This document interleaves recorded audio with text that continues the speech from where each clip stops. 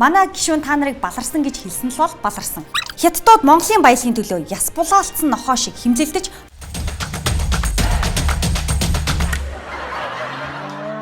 шок мэдээ хошинтой нэвтрүүлгийн 32 дахь дугаарыг хэлэхэд бэлэн боллоо. Нүүрсний хулгай илчлэгдэх үеэр ордонд унтаж байгаа сэрсэн баавгай шил ажиллагаагаар ахиад ичээнээсээ гарлаа. Улсын их хурлын гишүүн Ан Дозрын Өргөө кинотеатрын салбар мэдээллийн технологийн паркийн зай талбайнд талах хувийг эзэлдэг боловч метр квадратыг 8,000 төгрөгөөр түрээсэлдэг нь шилээр ил болоод байна. Хотын А бүсэд түрээсийн үн ханш метр квадрат нь багадаа 35,000 төгрөг байдаг бол сэрсэн баавгаан компани 4 дахин хямдаар түрээсэлж жижиг худалдаа үйлчилгээ эрхлэгчдэд дамжуулан ченжилж 500 гаруй сая төгрөгийн орлого олсноос 50 гаруй саяыг нь төсвийн орлогод тушаасан байна. Мэдээллийн технологийн компаниудыг боожуулж тэтгэх ёстой байшин кинотеатранд байгаа улсын их хурлын гишүүн Ан Дозр кино бол IT юм гэж айлцсан байна. Энэ маягаар бол IT бол кино, жүжиг бол амьдрал, бүжиг бол спорт гэх мэтээр зүйрлэж болно. IT парк кино үйлдвэрлэл гэдэг чинь бас IT-ийн бизнес. Тэгээ алийн одоо IT, алийн юу гэж ялгаад байгаа юм бэ? Төрийн өмчийн бодлого зохицуулалтын газар андыг дийлэхгүй дээ. Андтай мөчөөрхөө сайнаа үзэхгүй шүү гэж айж бэмгэндэг талаар мэдээллийн технологийн паркийн дараагасан мөн сүх ярьсан байна. Ан Дозрын Newtor Safaris компани мэдээллийн технологийн паркад 4 тэрбум төгрөгийн хөрөнгө оруулсныг баталгаажуулсгаа гэж төрийн өмчийн бодлого зохицуулалтын газар айж бэмбийн зөвшөөрсөн нь хууль зөрчсөн хэрэг юм. Учир нь төрийн өмчийн бодлого зохицуулалтын газар төрийн өмчөд нэмж хассан бүртгэл хийх л хуультай болохоос бус хөрөнгө оруулсныг баталдаг газар биш юм. 4 тэрбумын хөрөнгө дотор нь Lexus машин хүртэл оруулаад бүртгэжээ. Хувь хүний унаж байсан хөдлөх хөрөнгийг үл хөдлөх хөрөнгөд оруулж бүртгэн гэхээр яана гэсэн үг вэ? Машин цуулгаж кино үзүүлдэг, машины дэлгэцээр кино гаргадаг юм болов? Гишүүд юмны үн мэдэхгүй байгаа нь хүндээ биш тогтолцоонд байна. Ямар тоглоомын дүрмтэй байна? Яг тийм хүнийг төрүүлдэг шоглонтой. Мах талхны үн яг таг мэдэхгүй байж болох ч ядаж баримжаач байхгүй. Бүтэн оронгоор нь андуурдаг хүмүүсийн шийдвэр яаж байгаа нөх вэ? Гэхдээ мэдээж одоо бусдад л адилхан шүү дээ. Хэцүүлж шүү дээ үнд бол. Манай туслах аваад ирдэг шүү дээ.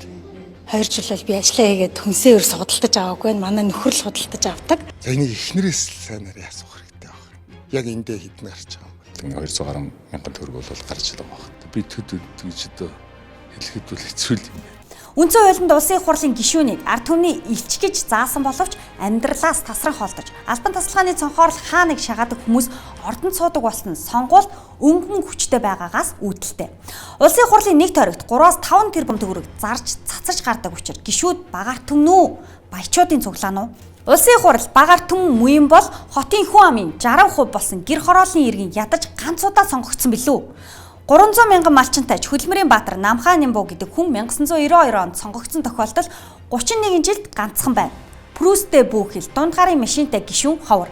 Бандгар хар машин 99.1-тэй дугаар хурдан морины эзэдийн VIP клубийнхэн ард түмэн амьдралын үннийг олж харах нүдгүй байх нь мэдээж.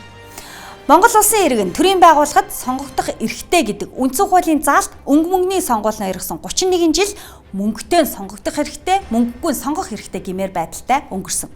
Улсын их хурлын гишүүдийг нас хүйс хэрэглээ утасны дугаар хүүхдүүдийн сурдаг сургууль зэрэг өгөгдлүүдийг нэгтгэж нийтлэг хүрэг гаргаж үзвэл мах гурлын үн баримжаалах аргагүй төлөөлөгч биш дарга нар гэдэг нь тодорхой байна. Монгол улсын их хурлын гишүүн 55 настай эрэгтэй, том хар жиптэй, 150 м2-аас том орон сууцтай, газартай, мал хуйтай, 99.1-тэй дугаартай, компани хувьцаатай, хүүхдийн хувийн өндөр үнэтэй сургуульд сурдаг юм байна. Үндсэн хуулинд өөрчлөлт оруулж 3-5 тэрбумын мөнгөний босготой 76 тойргийн мажоритар сонгуулиас гадна мөнгөгүй ч гэсэн Монголоо засах мэдлэг чадвартай янз бүрийн бүлгийг төлөөлж чадах хүмүүс гишүүн болж байж төрийн хараа мэрэгэн болно. Манай тойрогт дэвшсэн хідэн хүнээс аргагүй эрхэнд л сонгох нь сонголт гэхээсээ илүү тулгалт. Хэрвээ аль нэг намын жагсаалтад эдийн засагч дефакто жаргал сайхан хууль чагтамж наран гэрэл нарын зэрэг хүн нэр дэвшил сонгох хүн олон гарна.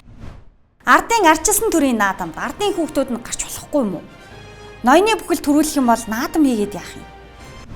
Авилгын эсрэг 5 иш хөтөлбөрийн шүүрний үсэнд тэтгэвртэй гарсан ч залуу үедээ зай биш лай болон эвэр туурай зүүж эрх дарах эдэлсээр байгаа өндөр саналд өнцөгдөн суугаа өвөөнөр өртөж буйг олон нийт дэмжиж байна. Даам гарсан хിവэрэ байсан 70 наснуудаас оюутлогын төлөөлөл удирдах зөвлөлийн гишүүнээс Багванд төрийн өмчөд Эрдэнэс Монгол компани Зис Металлын группийн захирлаас Бадамсүрэн нарын баагаар эхэлсэн баахан баба нарыг байдаг гэрийнх нь баруун хоймортод залсан. Харин Монгол Улсын их сургуулийн захирал 69 настай Бадарч, Улсын их хурлын гишүүн асн 70 настай Рааш, Улсын их хурлын дарга асн 81 настай Дэмбэрэл нар Гавьяаны амралтын насаа Гавьяаны ажилдаа хослуулан тунж үлдээд байна.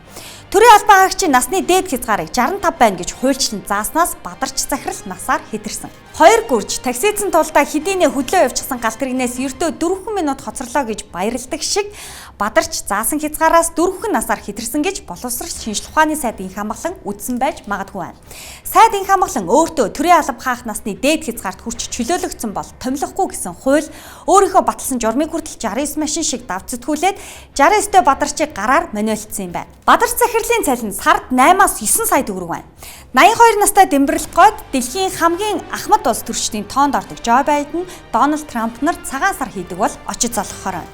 Жо Байден улс төрийн алба хашиж байгаа бол Дэмбэрэл төрийн албанд байгаагаараа түүнээс цэрэглэн юм. Эрүүл мэндийн даатгалын үндэсний зөвлөлийн гишүүн Дэмбэрэл нийтийн мөнгийг банкудад алдах шийдвэрт гарын үсэг зурсан гэж Монголын үйлдвэрчний эрхлэлүүдийн холбооноос эсэргүүцэж байсан юм. Дэмбэрэл дарга даатгадаггүй даатгалд даатгагцсаар байна. Улсын их хурлын гишүүн асн 70 настай Рааш төрийн өмчөд 5 төмөр зам компани төлөөлөл удирдах зөвлөлийн гишүүнээр сард 1.6 сая төгрөгийн цалинтай сууж байна. Шилэн химээх цогт гэрэл тэтгэвртэй гардаггүй өвөө нар Багванд Бадамсүрэн нарын талаар олонтоо шүглэлсэн ч дэрэгдэх эрдэнэ болох Раашгүйгаа алгасч үлээсээр байгаа юм. Монголд буутай мап байхгүй, асан хидэгчд төрөхгүй, ахын хүрээнд л хутгатай алуурчид л гардаг гэж боддог байсан бол киноноос үздэг зүйлээ амьдрал дээр хардаг болоод байна. Судаан дэвш Монголд, Сир дэвш Сүхбаатар аймагт, Афганистаны уурхай дэвш Андын иш компани нүүрсний уурхайд автомат буутай гадаадын биш дотоодын бүлэглэл айлган сүрдүүлж байгаа баримт ил боллоо. Хятадууд Монголын баялагын төлөө яс булаалтсан нохоо шиг химлэлдэж манай хуульчид, хууль тогтоогчид, хулгайч нар түүн дээр нь хуваагдан ажиллаж бороохоо хутга бүүхэл, буу зэвсэгтэй хүрснийг энэ талаарх баримтыг анхлан дэлгэсэн Зөв цэгмээ сайтынхны цацсан бичлэг нотолж байна.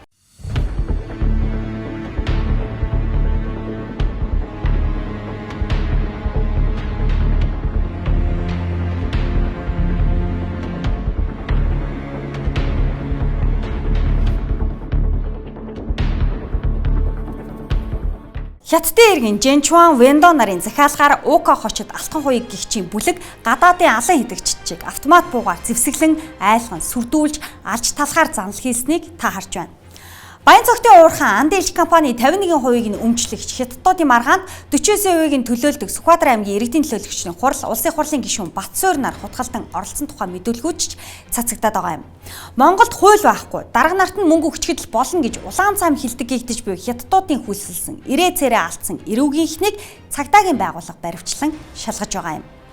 УК химээх алтан хуйг нь Сумья жаргал гэдэг эмэгтэй захиалгаар иргэн бэг зочид буудалд аваачин зодож бэлгийн дур хүслийг ёс бусаар ханган хүчиндэж орон сууцных нь эрхийг хүчээр шилжүүлсэн хэрэгч шалгагдж байгаа юм. Улсын их хурлын чуулганаар үндсэн хууль өөрчлөлт хилцүүлэхийн үеэр даваа сүрэн гишүүн Норвег баларсан орон бид Норвег шиг баларч болохгүй гэж айлтлаа. Мань гишүүн 2016 он тэдний баларсныг нүдээр үзэж бүр баларсан юмтай гар барьсан юм байна. Норвегийн парламентын дэд дарга их Пакистан хүн лалын шашинтай хүн уулзахад баларсныг нь мэджээ. Норвегийн парламентын дэд дарга нь Пакистан хүн биш. Ягдгол лалын намын нөгөө лалын цагаачтанд дэмжсэн. Гэтэл бид бол пропорционал сонгуулийн тогтолцоотой байх юм бол яг энэ Норвег шиг баларх байхгүй юу? Монголч муслим шашинтай казак хүн улсын хурлын гишүүн, сайд бүр улсын хурлын дэд дарга хүн байлаа. Арчилсан орон шашин шүтлгээр нь хэнийг ч үл ялгадаг. Тэгж яривал Монгол хаад шашин сурталыг үл ялгуурлан Махмуд Ялавич зэрэг ислам шашинтан өнгөднүүднүүдийг төрийн сайд болгож явсан түүхтэй. Норвег тэр Пакистанаас болоод баларсан уу? Норвег холимог системээс олж холион бантан үүсч хохирч баларсан улс болсон уу? Баларч энэ Норвег нэг хүнд ноогдох дотоодын нийт бүтээгдэхүүнээрээ дэлхийд тэргүүлж баларсан юм байна. Байгалийн баялагын ард иргэдээ хүртээмжтэй болгож хүмүүс нь баяжаад баларч өгсөн улс юм байна. Гинэт баяжих гизэн талтай гэдэг үгийг баларсан норвегчууд мэдэхгүй. Манай гишүүн та нарыг баларсан гэж хэлсэн л бол баларсан. Норвег бүр баларч нэг хүнд ноогдох эрчим хүч үйлдвэрлэлээр балаа юм шиг дэлхийд тэргүүлж баларсан юм байна. Норвег үнэхээр баларсан улс. Хийм төмөрлөг машины аж үйлдвэрлэл хөгжүүлж балраадахтаа ч явахт. Хим машины үйлдвэрлэл хөрсөнд маш хортой. Хүн амтай ажиллаж байгаад гар хөлөөд тасна. Манайх шиг хуучин шин бэлэн машин авчгаад буруу зөв хүрттэй нунаад таваараа түгчрээд сууж байх заяагүй баларсан улс юм байна. Тэтгэврийн сан нь 1.3 их $80. Тэр их мөнгийг хадгалах гэж зовно. Удахгүй санг нь хоослох ундрмаатай болоосай. Тэтгэврийн сангийнх нь мөнгө гэж нэг иргэнд нь $240 мянган. Манайхаар бол бараг тэрбум төгрөг ногддог тэрбумтнуудын тэн улс. Бүгдээрээ тэрбумтм шахам мөртлөө өгөх гэж байгаа юм шиг ажил хийн. Ийм шуналтай бүгсэн доороос нэм хатгаад байгаа юм шиг ажлын мал ус баларна штэ. Мөнгө нь байсан ч хундаг тавилгүй, архиуж, хутаг тавилгүй мах идэх заяа нь хайсан баларсан улс.